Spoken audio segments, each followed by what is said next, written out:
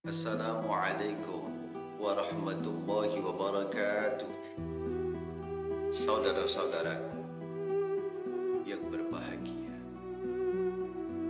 banyak orang yang mencari bagaimana doanya dikabulkan oleh Allah, diijabah oleh Allah, keinginannya dipenuhi oleh Allah, sampai mereka semua rela melaksanakan ritual-ritual yang melanggar syariat atau ketentuan-ketentuan agama Islam. Mereka dengan rela ada yang melaksanakan mandi kembang di tengah malam yang gelap gulita, dingin. Bahkan ada yang rela kumpul di sungai dan sedang. Ada yang rela melaksanakan ritual menjilat besi yang terbakar dan berwarna abang atau merah. Bahkan ada yang rela melakukan ritual menyembelih ayam yang berwarna hitam legam. Katanya si ayam cemani. Ada juga yang mencari tempat-tempat keramat demi tercapainya apa yang mereka harapkan, demi mustajabahnya doa yang mereka panjatkan. Padahal secara gak sadar kita terseret dalam hal-hal yang berbau kemusyrikan.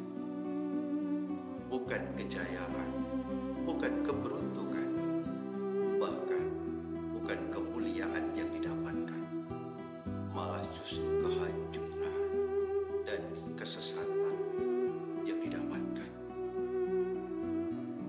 Dalam hal ini, saudara-saudaraku, Rasulullah Muhammad SAW memberikan sebuah pencerahan kepada kita semua.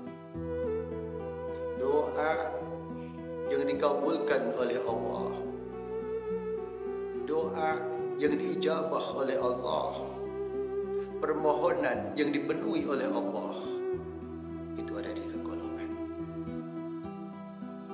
Dan yang golongan pertama ini adalah doaul walid lil walad. Doanya, permohonannya, permintaannya orang tua kita terhadap diri kita yang melahirkan kita, orang tua yang mengandung diri kita, yang mengasuh diri kita, bahkan membesarkan diri kita, orang tua yang merelakan hidupnya berjuang demi untuk kesuksesan diri kita. Saudara-saudaraku, pernahkah kita semua ini membayangkan bagaimana payahnya saat ibu kita ini mengandung diri kita? 9 bulan lebih 10 hari kita mendekam dalam rahimnya. Ibu kita selalu menjaga kandungan, bahkan merawatnya agar anak yang dikandungnya ini tulus. Pernahkah kita ini membayangkan, bahkan memikirkan bagaimana sakitnya saat saat ibu kita melahirkan diri kita? Dia menjerit, menahan sakit yang luar biasa. Dia pertaruhkan nyawanya, hidupnya demi untuk lahirnya kita di alam dunia ini. Pernahkah kita membayangkan bagaimana susah payahnya ibu kita mengasuh diri kita di saat kita masih kecil? Air susunya dia berikan dengan ikhlas kepada diri kita tanpa pamrih. Gak siang, gak malam, gak pagi, gak petang. Dia terlalu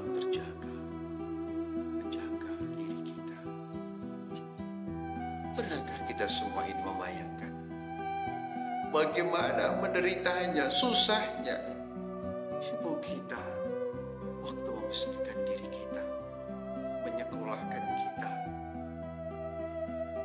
Tetesan air mata, kucuran keringat bercampur menjadi satu, membalut menjadi sebuah penderitaan agar kita yang menjadi anak ini bisa mendapatkan sesuatu yang kita inginkan.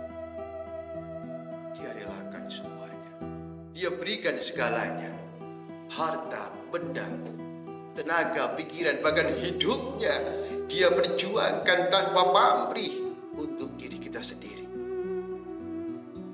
Pernahkah kita membayangkan itu semua? Itulah